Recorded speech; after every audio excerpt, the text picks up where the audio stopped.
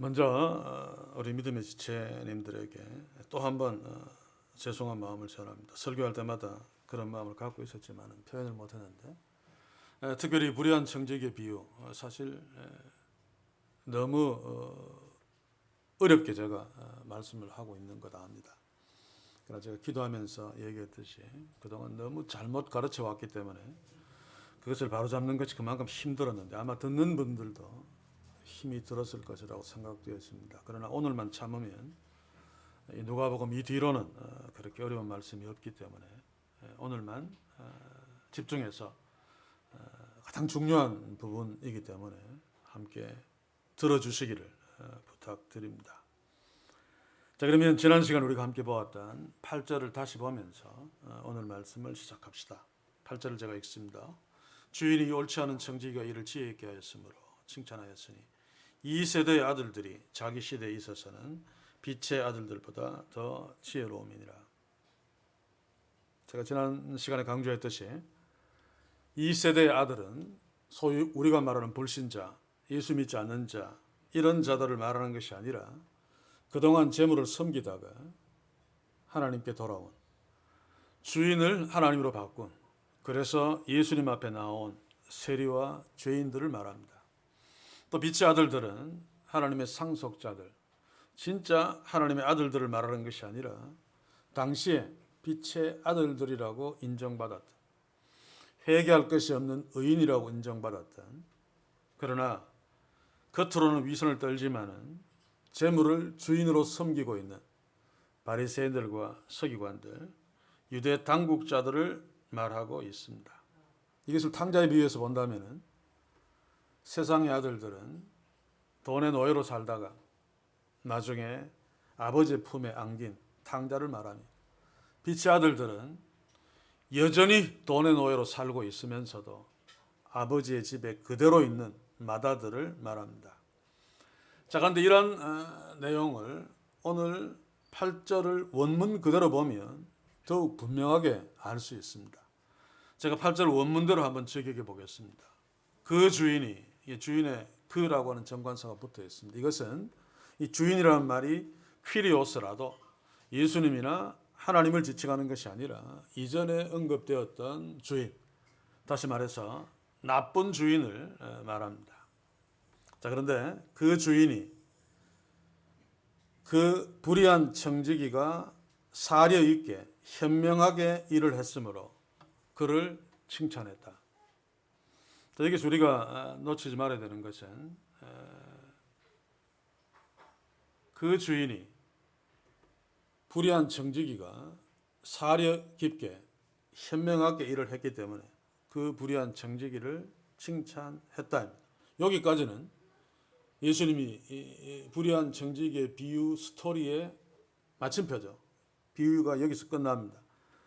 그 다음에 예수님이 우리 성경에는 이 세대의 아들들이 자기 시대에 있어서는 빛의 아들보다 더 지혜로움이다 라고 말하는데 여기에 왜냐하면 붙어 있습니다. 무슨 말인가 하면 앞에 주인이 불의한 청지기를 칭찬할 수밖에 없었던 이유를 말하고 있는 거죠. 왜 불의한 나쁜 주인이 그 불의한 청지기가 자기 장부를 막 바꾸었는데도 칭찬할 수밖에 없었던 이유는 이 세상의 아들들이, 다시 말해서 불의한 청지기가 그 세대에서 그 당시에 빛의 아들들보다 그 나쁜 부자보다 훨씬 더 지혜로웠기 때문이다, 그 말입니다. 그래서 부자 주인이 불의한 청지기가 자기의 그 채무증서를 변조해서 고쳤음에도 불구하고 욕하지 못하고 칭찬할 수밖에 없었다라고 하는 말입니다. 이 부자 주인은 재물을 주인 삼으며 사는 자입니다. 겉으로는 어려운 척하면서 채무문서 율법 그대로 지키는 것처럼 원금만 기록했습니다. 그러나 사실은 그 원금 속에 원래 빌려준 원금과 이자가 합쳐져 있죠. 겉으로는 율법을 지키는 것처럼 보이는 원금 속에 율법을 어긴 이자가 숨겨져 있습니다. 바로 이 율법을 어기고 몰래 이자를 숨겨놓은 이 이자가 바로 불의한 재물입니다. 불의한 청지기는 바로 이것을 하나님의 율법대로 바로 잡아서 원래 주인에게 되돌려 주었기 때문에 이 부자, 나쁜 부자가 아무리 속이 상하고 아까워도 하나님의 법대로 했으니까 할 말이 없습니다. 그래서 칭찬할 수밖에 없었다. 왜냐하면 이 불의한 청지기는 야보다 율법을 교묘하게 속이고 이자를 더한, 세상으로 볼 때는 참 약삭 빠르고 지혜로운 사람인데, 그러나 예수님 보기에는 야보다 불의한 청지기가 훨씬 지혜롭다. 그래서 이렇게 했다라고 지금 말하고 있습니다. 자, 그러면 이것을 그대로 놓고 이제 9절을 함께 봅시다. 내가 너에게 말하노니 불의한 재물로 친구를 사귀라. 그리하면 없어질 때에 저희가 영원한 처소로 너희를 영접하리라. 자, 이 9절은 8절의 내용을 전제하고 지금 제자들에게 내가 너희들에게 이제 말한다 라고 하면서 9절을 시작하는 것입니다. 그런데 이 9절을 바르게 해석하는 데는 사실 쉽지 않죠. 저는 이 영원한 처소가 천국이 아니라는 것은 전 문맥으로 보아, 신학적으로 보아서 분명하다는 사실을 내가 몇 번 강조했습니다. 왜냐하면 천국은 하나님만이 그의 은혜로 들여보낼 수 있고 영접할 수 있고, 천국은 불의한 재물을 받아 친구를 사귄다라고 이런 행위가 아니라 십자가의 피만으로 천국에 갈 수 있기 때문에 영원한 처소가 천국이라면 성경을 버려야 된다. 그래서 아니라는 것을 알고 그 근거를 찾으려고 나중에는 70인경 그 헬라어 성경 구약을 전체를 물론 찬찬히 읽지는 않았습니다만 영혼이라는 단어가 어떻게 쓰였는가를 찾으려고 거의 속독에 가까울 정도, 그러나 거의 다 살폈습니다. 그래도 속 시원한 답은 찾지 못했습니다만, 그리고 나중에 결정적인 증거를 찾기는 찾았습니다만, 바르게 해석하는데 힘도 들고 고도의 기술이 필요한데, 그래서 제가 이제 설명하는 것들을 좀 참고 들어주시기를 다시 한번 부탁드립니다. 자, 이제 9절을 읽습니다. 내가 너에게 말하노니, 예수님은 비유 속의 불의한 청지기가 부자 주인보다 더 지혜롭다고 칭찬하고 난 뒤에 이제 내가 바로 앞에 있는 제자들 너희에게 말한다. 옆에 듣고 있는 세리나 죄인들 또 바리새인 서기관들은 보지 않고 제자들에게 지금 향해서 말하고 있습니다. 뭐라고 말합니까? 불의한 재물로 친구를 사귀라. 그리하면 없어질 때에 저희가 영원한 처소로 너희를 영접하리라. 자, 이 말씀 의미를 미리 말하면 너희도 불의한 청지기처럼 지혜롭게 행한다면, 불의한 청지기는 지혜롭게 행했죠. 불의한 재물을 바로잡아서 친구들을 사귀었기 때문에 너희들도 불의한 청지기처럼 지혜롭게 그렇게 행한다면 천국 들어간다는 말이 아니고 자다가도 떡이 생길 것이다, 그 말입니다. 자, 다시 말하면 천국 간다는 말이 아니라 이렇게 하면 이 땅에서도 좋은 일들이 너희에게 생길 것이다, 그 말입니다. 자, 왜 그런지 설명하겠습니다. 불의한 재물로 친구를 사귀라. 예수님의 말씀에서 먼저 불의한 재물은 제가 앞에서 설명했죠.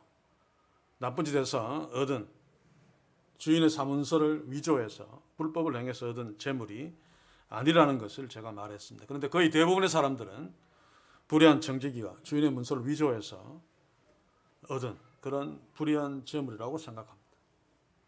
자, 그러나 그렇다면 예수님은 제자들에게 나쁜 짓을 해서 얻은 재물이라 할지라도 그것으로 친구를 사귀면 천국 갈 수 있다, 이런 말도 안 되는 이야기가 되고 말죠. 우리 예수님이 만약에 너희가 어떤 재물로 친구를 사귀라고 명령했다면 어려운 재물로 친구를 사귀라고 말씀하시겠지, 불의한 재물로 친구를 사귀라고 말씀했을 리가 없습니다. 이것을 눈치챈 자들은 이게 말이 안 되니까 여기서 불의한 재물은 나쁜 짓 해서 얻은 것이 아니고 하나님 나라의 보화와 대비되는 이 세상의 모든 재물을 불의한 재물이라고 한다. 사실 세상 재물은 불의한 재물이 아닌가? 이렇게 또한 말도 안 되는 설명을 하고 있습니다. 자, 말은 맞는 것처럼 보입니다만 예수님이 세상 재물로 친구를 사귀라고 제자들에게 했다면 평소대로 불의한 재물이라고 하지 않고 세상 재물 또는 너희의 소유로 친구를 사귀라 라고 말하면 됩니다. 굳이 여기서 헷갈리도록 불의한 재물이라는 말을 할 필요가 없죠. 그래서 이 불의한 재물은 비유 속에 그 의미가 나와 있습니다. 그들이 세상 재물이 다 불의하다라고 하는 것은 거짓말입니다. 성경은 돈 자체를 선하다, 불의하다라고 말하지 않고 있죠. 선하게 쓰면 선한 것이고 불의하게 쓰면 불의한 것입니다. 그래서 돈이 일만하게 뿌리다라고 말하지 않습니다. 돈을 사랑하는 것이 일만하게 뿌리다라고 말하고 있죠. 그래서 세상 모든 재물을 불의한 재물이다라고 하는 설명도 틀리는 설명입니다. 자, 여기서 사람들이 놓치고 있는 것이 있죠. 제가 앞에서 이야기했듯이 지금 예수님이 제자들에게 불의한 재물로 친구를 사귀라라고 하는 말은 비유를 얘기한 그것을 바탕으로 지금 이야기하고 있는 것입니다. 자, 그러면 청지기가 불의한 재물로 친구를 사귄 그 불의한 재물은 우리가 앞에서 보았듯이 나쁜 짓을 해서 얻은 돈이 아니고 오히려 율법을 교묘하게 피해서 이자를 원금 속에 숨겨놓은 그 불의한 재물을 하나님의 율법대로 바로잡아 본인에게 돌려준 것을 말하죠. 그래서 불의한 재물은 원문대로 보면 불의한이라고 하는 말이 아직 키아스인데 이것은 문자대로는 율법을 파괴한, 율법을 어긴 이런 뜻입니다. 율법을 어긴 재물, 율법을 파괴한 재물이 뭡니까? 부자 그 나쁜 주인이 원금 속에 이자를 포함시켜서 그것이 원금인 것처럼 세무장부에 기록한 그것이 율법을 파괴한 짓이죠. 그 안에 들어있는 받아서는 안 되는 이자가 율법을 파괴한, 율법을 어긴 불의한 재물이 되는 것입니다. 그래서 예수님께서 불의한 청지기가 친구를 사귄 그 불의한 재물은 진짜 불의한 재물이 아닙니다. 제자들 보고 불의한 재물로 너희들도 친구를 사귀라라고 하는 말은 진짜 사문서를 위조해서 그 재물을 얻은 그 불의한 재물로 친구를 사귀라고 하는 것이 아니라 청지기처럼 주인이 숨겨놓은 불의한 재물 그것을 바로잡아서 채무자들에게 돌려주는, 지금 이 불의한 청지기는 주인이 숨겨놓은 그 불의한 재물을 청지기에게 돌려주고 있죠. 이자, 받으면 안 되는 이자, 그것을 말합니다. 재물 자체가 지금 청지기가 불의한 짓을 해서 얻은 그 불의한 재물로 친구를 사귀는 것이 아니고 이 불의한 재물은 주인에게 해당되어지는 말입니다. 오히려 청지기는 그것을 바로잡아서 지금 돌려주고 있는 거죠. 그래서 예수께서 제자들에게 하신 말씀을 다시 설명하면 너희들은 부자 주인처럼 율법을 어겨 불의한 재물을 챙기지 말고 이 불의한 청지기처럼 오히려 그것을 바로잡아서 친구를 사귀는 그런 삶을 살아라 라고 하는 말입니다. 본문에서 불의한 재물이 무엇인가 하는 것은 예수님이 이제 뒤에 10절부터 13절까지 불의한 청지기의 비유에 대해서 본격적으로 교훈하고 있죠. 이것은 다음 시간에 해야 되겠습니다만 이 속에 나타나 있습니다. 10절부터 한번 봅시다. 지극히 작은 것에 충성된 자는 큰 것에 충성되고 작은 것, 큰 것과 대비시켜 놓죠. 또 11절에 너희가 만일 불의한 재물에 충성치 않으면 누가 참된 것으로 너희에게 맡기냐. 불의한 재물과 참된 것 대비시켜 놓고 12절에 너희가 만일 남의 것에 충성치 아니하면 누가 너희의 것, 남의 것과 너희 것을 대비시켜 놓습니다. 자, 11절에 보면 불의한 재물이 나오죠. 이게 바로 예수님이 제자들에게 너희도 불의한 재물로 친구를 사귀라라고 하는 그 불의한 재물입니다. 자, 근데 불의한 재물이 10절에서는 작은 것으로 표현되고 11절에서는 불의한 재물 그대로 표현되고 12절에서는 남의 것으로 표현되고 있습니다. 자, 왜 이것이 작은 것인가? 작은 것에 충성하라는 말은 그 불의한 재물로 친구를 사귀라는 말이죠. 그런데 이게 왜 작은 것인가? 앞에서 우리가 보았듯이 6절, 7절에 보면 이게 결코 불의한 재물이 작은 것이 아닙니다. 그렇죠? 숨겨놓은 이자가 기름 50마리고 숨겨놓은 이자가 밀 20석인데 이것을 당시에 돈으로 환산하면 적어도 1000데나리온이나 되는, 한 노동자가 3년 동안 한 푼도 쓰지 않고 그대로 모아야지 겨우 모을 수 있는 엄청나게 큰 것인데 예수님은 작은 것이라고 이야기합니다. 왜일까요? 불의한 청지기 입장에서는 작은 것입니다. 부자 입장에서는 대단히 큰 것이지만 왜입니까? 청지기 입장에서 볼 때 그것이 자기 것이 아니기 때문에. 그래서 뒤에 남의 것이라고 표현하고 있죠.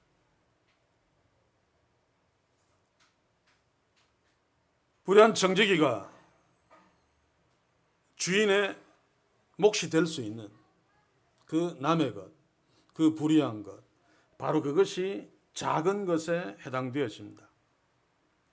그래서 예수님은 바로 이 내 것이 아닌 남의 것, 이거 하나님의 율법을 어겨서 이렇게 해놓은 거, 그거 남의 것, 작은 것을 바로잡아서 하나님의 뜻대로 일하는 그런 충성을 하지 않는다면, 만약에 내 것이라면, 내가 불의하게 뭔가를 속여서 내 것이 되는 그것이라면 절대로 그것을 바로잡아서 하나님께 충성하지 않을 거다, 그 말입니다.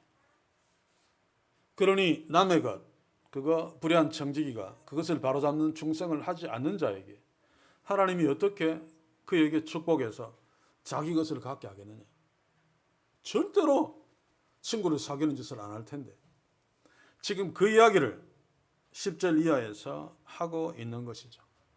그래서 제자들 보고 불의한 재물로 친구를 사귀라는 불의한 재물은 작은 것, 남의 것, 그리고 실제로는 불의한 것이 아니라 불의한 재물이지만은 바로 잡은 것이라는 뜻입니다. 자, 그러면 없어질 때라고 하는 것은 너희들이 소유하고 있는 재산이 다 사라질 때, 그러면 거지가 되는 거죠. 그때 저희가 네한테 불의한 재물로 도움받은 자가 영원한 처소로 너희를 영접할 것이다 라고 지금 불의한 재물로 친구를 사귀면 너희한테 어떤 이익이 있을 것인가를 말하고 있죠. 여기에서 영원한 처소라고 하는 것이 문제가 됩니다.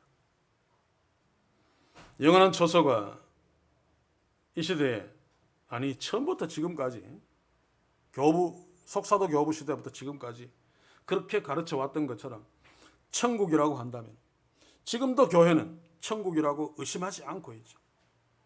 그렇다면 예수님이 나쁜 짓을 해서 얻은 불의한 재물을 할지라도 그것으로 친구를 사귀면 천국에 들어간다는 말이 되고 맙니다. 물론 억지로 막 불의한 재물, 그 사문서 위조하는 건 나쁜 짓 보지 말고 예수님은 이것을 말하는 것이 아니라 그렇다 할지라도 그것으로 미래를 준비한 청지기의 지혜를 말하는 것이다 라고 말하고 있지만 이건 더 말이 안 되죠. 정말 그렇다면 예수님이 등신이 아닌데 막 이야기의 천재신데 왜 불의한 짓을 해서 미래를 준비하는 그 이야기를 하겠습니까? 그런 뜻이 아니란 말입니다. 더 심각한 것은 불의한 재물로 친구를 사귀면 천국에 들어갈 수 있다고 한다면 예수님이 십자가에 죽으신 것은 헛된 것이 되고 맙니다. 그렇지 않습니까?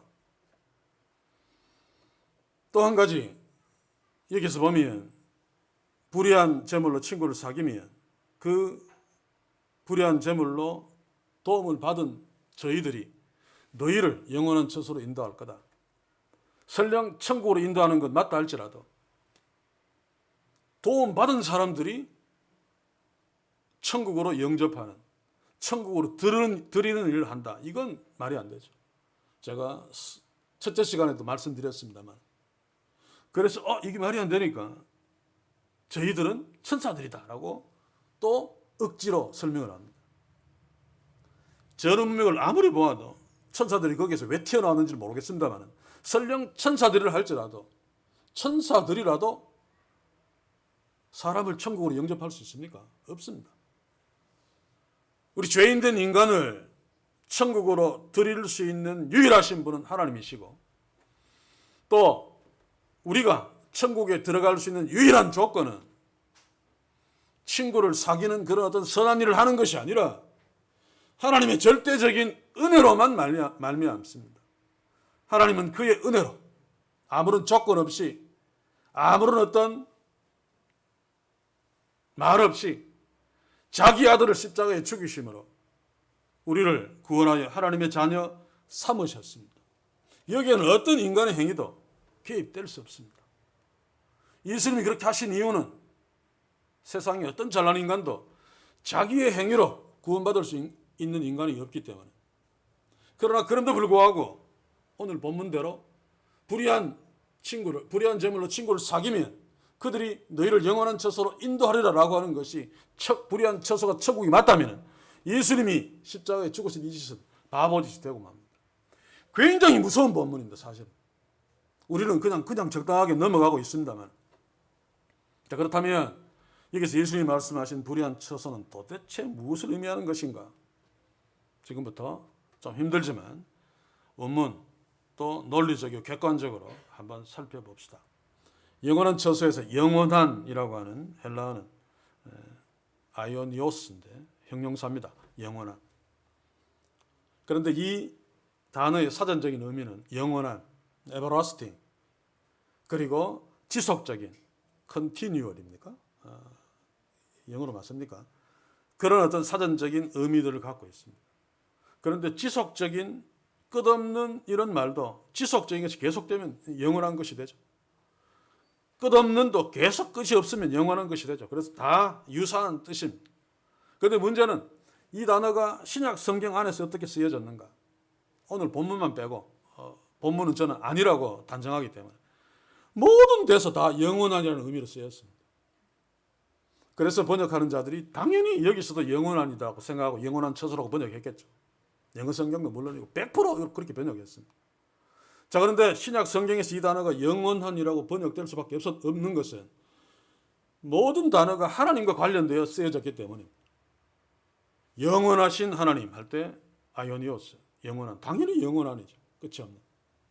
또 하나님의 언약을 수식할 때 하나님의 영원한 언약, 당연히 영원한 뜻입니다. 또 하나님의 영원한 집, 하나님의 영원한 처소, 하나님의 영원한 왕국, 다 영원한이라는 뜻입니다. 그런데 오늘 본문은 예외라고 저는 믿습니다. 그래서 어디 근거를 찾을 수 없으니까 이 영원하는 헬라어가 70인경, 히브리어 구약 성경을 헬라어로 번역한 성경이 70인경입니다. 신약 성경은 양이 굉장히 많죠. 그래서 아이오니스라는 단어만 염두에 두고 계속 쫙 봤습니다. 어떻게 쓰였는가. 그런데 실망스럽게도 다 영원한 뜻으로 쓰였어요. 왜냐하면 구약 성경에서 다 하나님과 관련되어 이 단어가 쓰여지고 있기 때문에. 그러다가 시편 76편 와서 눈이 번쩍 뜨였습니다. 좀 다르게 쓰여진 부분을 찾았습니다. 시편 76편 6절을 한번 보십시오. 야곱의 하나님이여 주께서 꾸짖으심에 병고와 말이 다 깊은 잠이 들었나이다. 이 깊은이 오늘 본문에 영원한 하고 단어가 똑같습니다. 깊은 잠이라면 영원하지는 않죠. 그렇죠?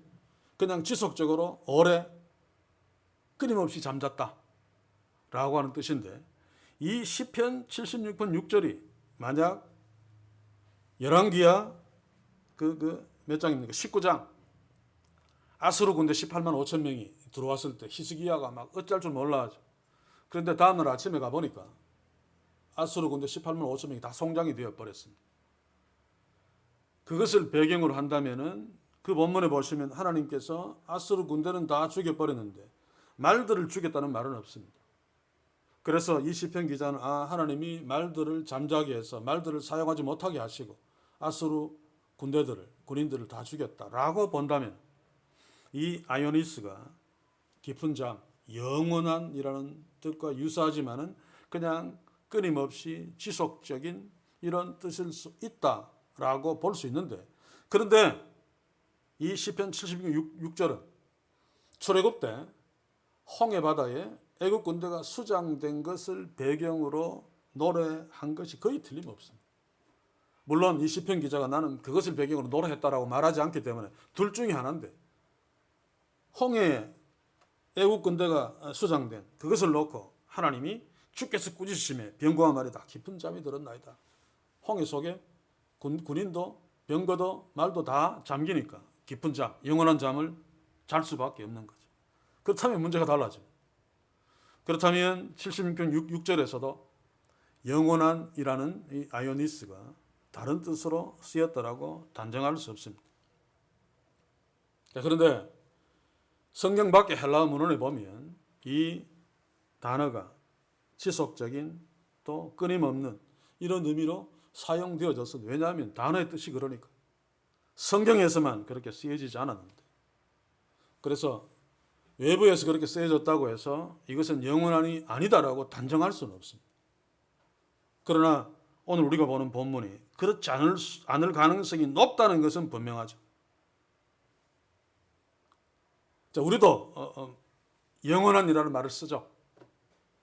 저는 써본 적이 있는 거 잘 모르겠는데, 처녀 총각들이 연애할 때 또는 뭐 신혼 때 부부 사이도 그렇겠죠. 나는 당신을 영원히 사랑해. 사실 문자대로 과학적으로 정확하게 따지면 거짓말입니다. 그렇죠? 그 영원히는 천국 가서도 계속 지속되는 끝이 없는 영원이라면은 말이 안 되죠. 기껏해야 우리 인간이 나는 너 영원히 사랑할 거야, 영원히 사랑해 라고 하는 말은 이 땅에서 사는 날 동안만을 의미합니다. 사실. 그래도 영원이라는 말을 쓰잖아요.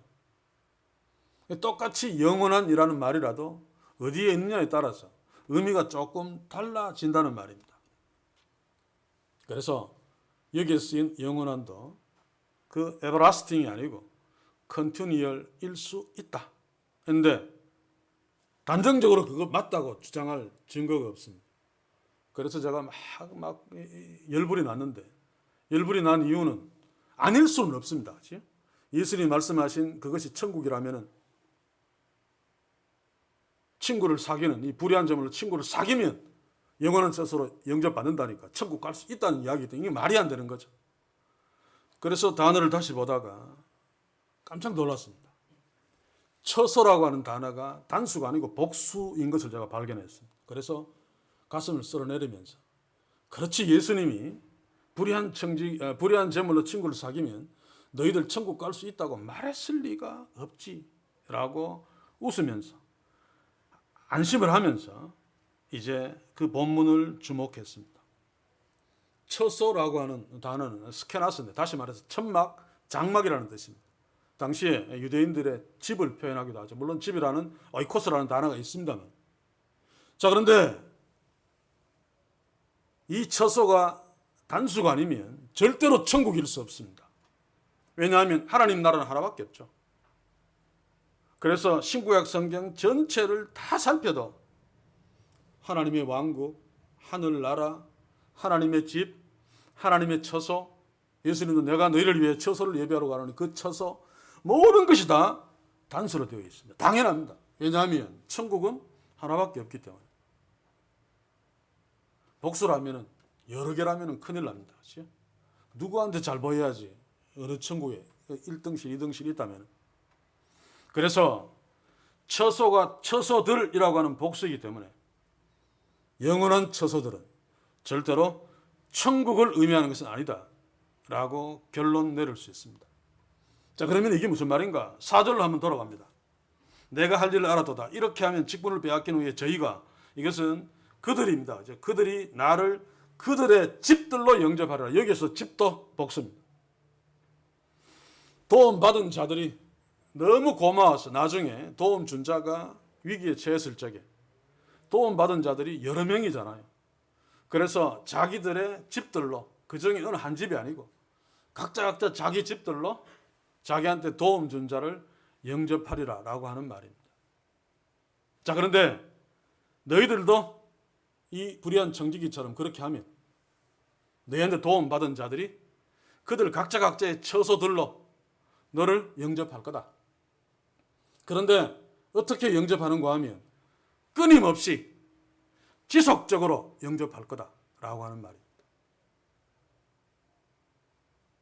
불의한 제물로 도움을 받았는데 한두 번 영접하면 되지 끊임없이 지속적으로 끝까지 영접한다. 이게 말이 되느냐?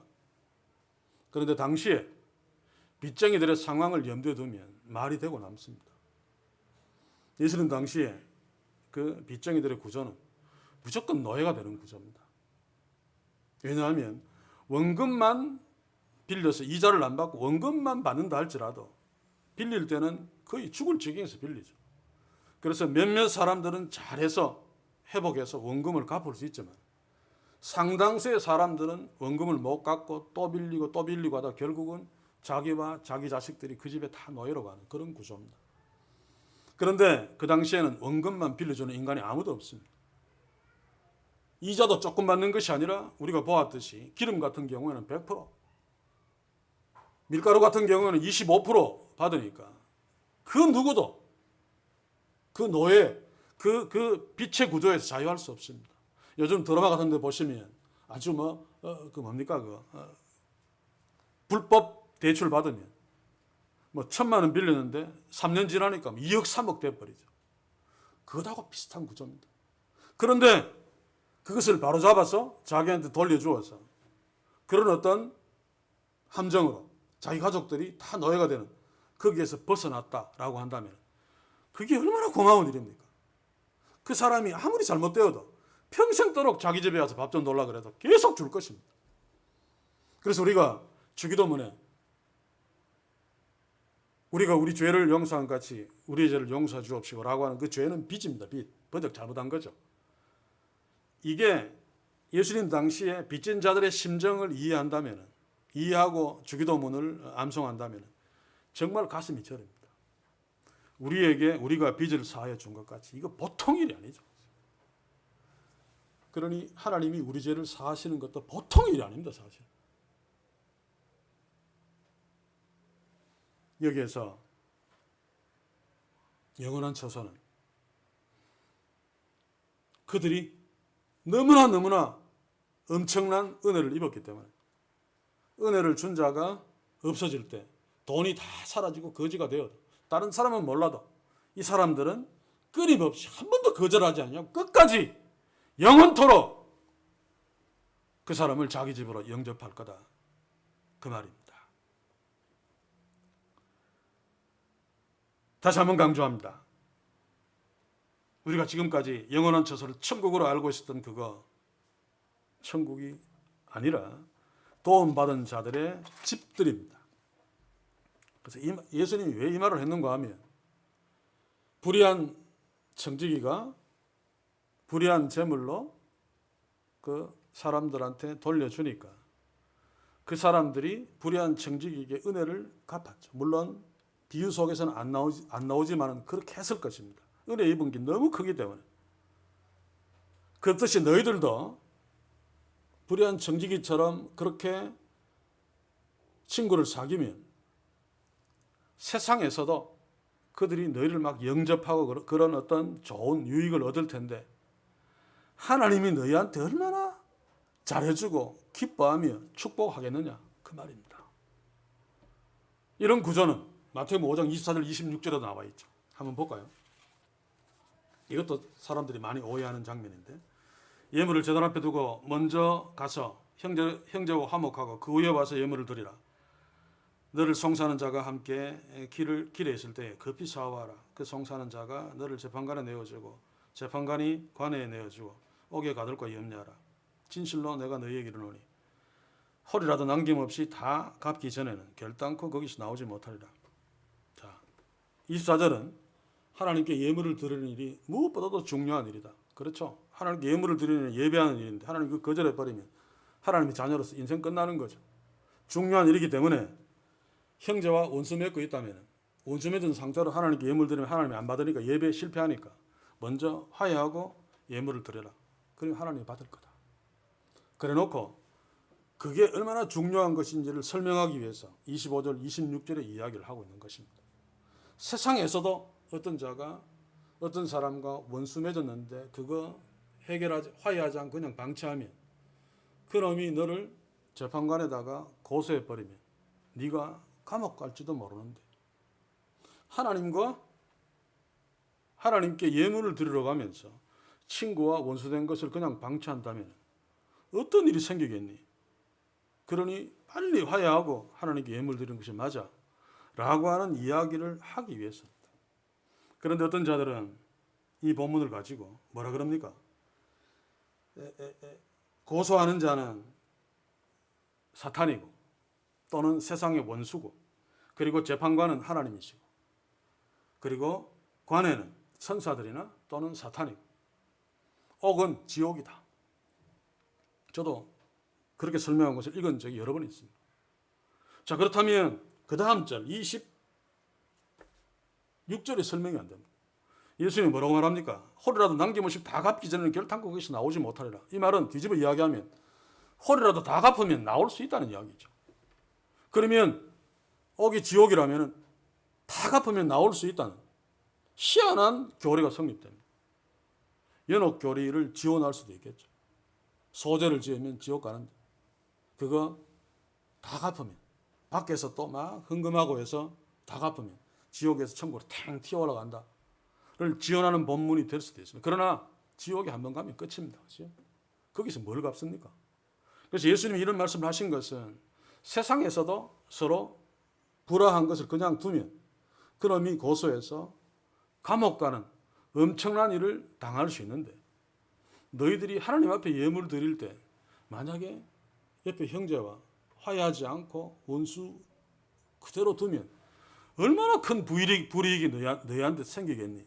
라고 실감나게 하나님 앞에 예물을 드리러 갈 때 먼저 형제들과 화해하라는 것을 강조하시기 위해서입니다. 똑같이 너희들이 세상에서 불의한 재물, 하나님의 뜻대로 바로잡은 그 재물로 친구를 사귄다면 그들이 너희들을 끝까지 영접하는 그런 복들을, 그런 이익들을 너희들이 누릴 수 있는데, 그렇게 하는 것을 하나님이 보시면, 다시 말해서 재물을 주인 삼다가 하나님을 주인 삼는 그런 행위를 하나님이 보시면 너희들을 얼마나 축복하시겠느냐. 뒤에 설명에서는 자기의 것으로 준다. 본문으로 돌아가면 다음 시간에 하겠습니다만, 하나님이 남의 것으로 그렇게 하면, 누가 참된 것을 너에게 안 하면 참된 것을 주는 하나님이 주시는 축복을 받을 것이고, 또 남의 것에 충성하면 너의 것, 네 소유를 하나님이 네 소유가 있게끔 축복하실 것이다. 또 10절에서는 작은 것에 충성된 자는 큰 것에도 충성되고, 불의한 청지기가 짓고 다닌 남의 것에 그 불의한 재물을 바로잡아 이렇게 주는 자는 결국 하나님 앞에서 자기의 것에 대해서도 충성할 거다라고 하는 논리를 펴고 있는 거죠. 이 부분은 이제 다음 시간에 불의한 청지기 비유의 교훈을 정리해서 참 중요한 부분입니다. 하기로 하고, 오늘은 여기에서 말씀을 정리하겠습니다. 참 어려운 말씀들 들으시느라고 애쓰셨는데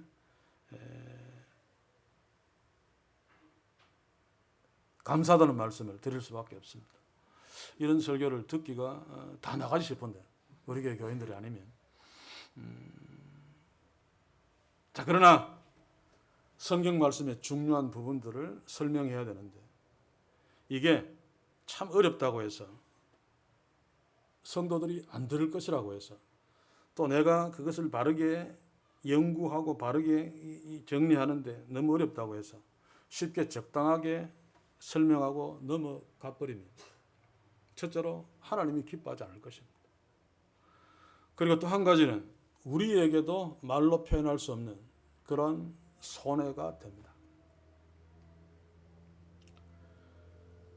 이 말씀을 이전에 가르친 대로 그냥 이해해버리면 우리가 천국은 하나님의 은혜로 간다, 십자가로 간다, 이걸 알더라도 이 이해가 잠재식 속에서 우리에게 계속 영향을 줍니다. 무슨 말인가 하면 9절을 다시 봅시다. 이 말씀을 지금 배운 대로 잘못 이해한다면 우리는 불의한 제물로 친구를 사귀면 천국에 갈 수 있다라고 하는 나쁜 잘못된 신호를 받게 되죠.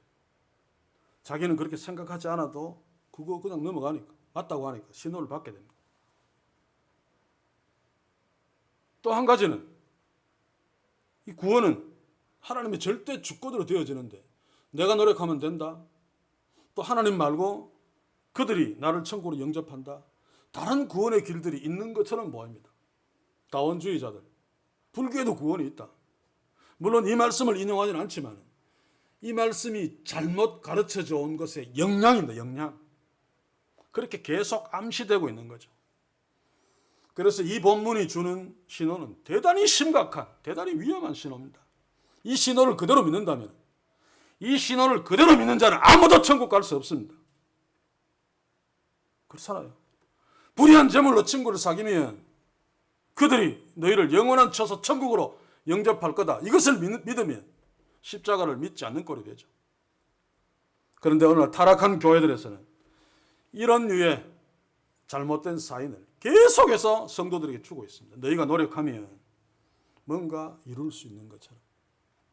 그래서 우리는 이런 잘못된 신호, 이 사탄의 신호입니다. 굉장히 조심해야 됩니다. 그러려면 성경 말씀을 바로 알아야 되죠. 다시 말해서 지폐를 딱 만지는 순간에 이게 진폐라는 사실만 확실하게 알 수 있으면, 위패가 손에 잡히면 위패인 줄 바로 압니다. 그렇죠?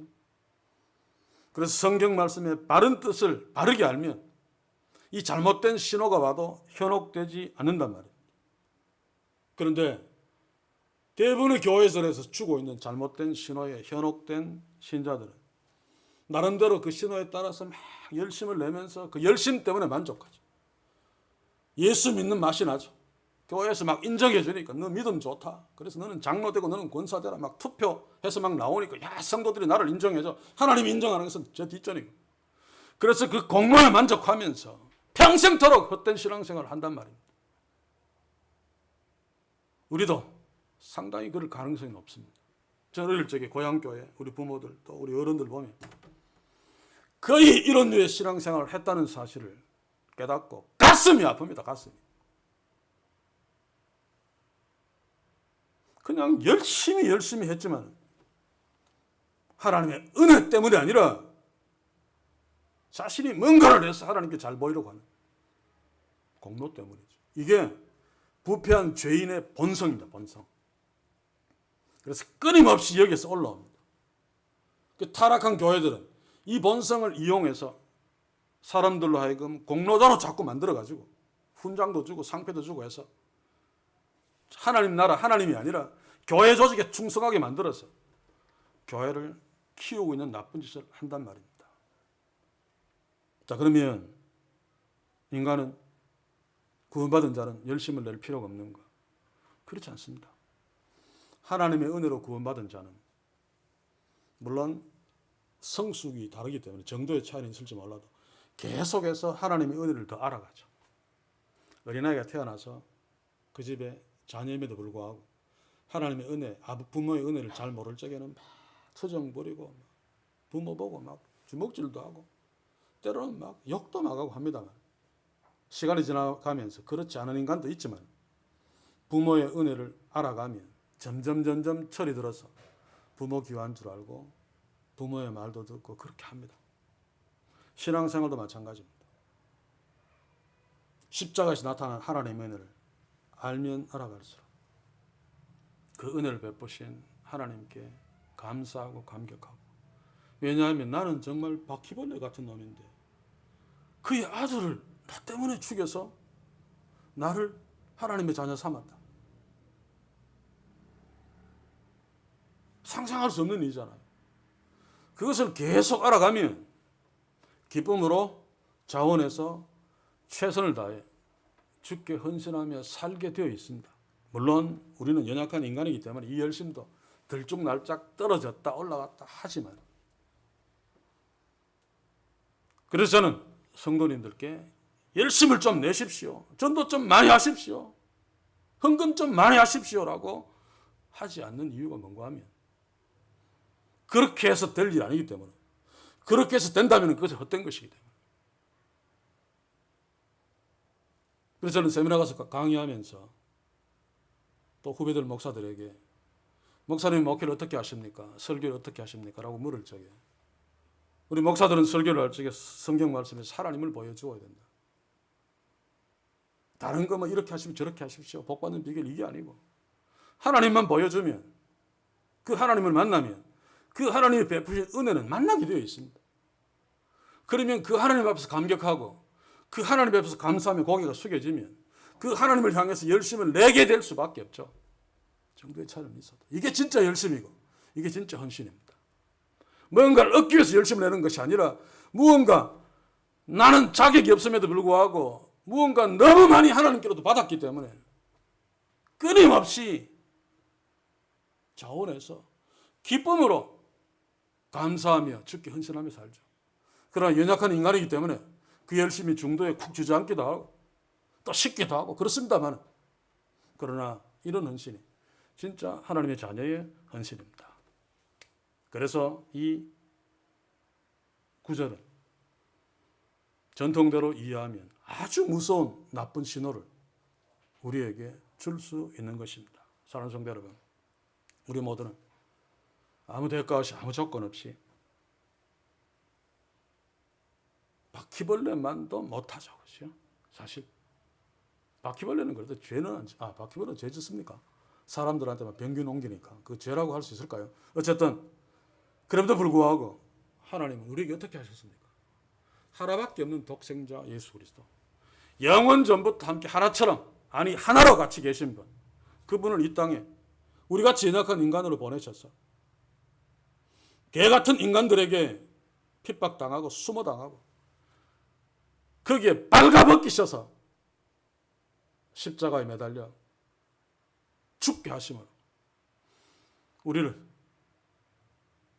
죄로부터 구원하시고 하나님의 자녀 삼으셔서 살게 하셨습니다.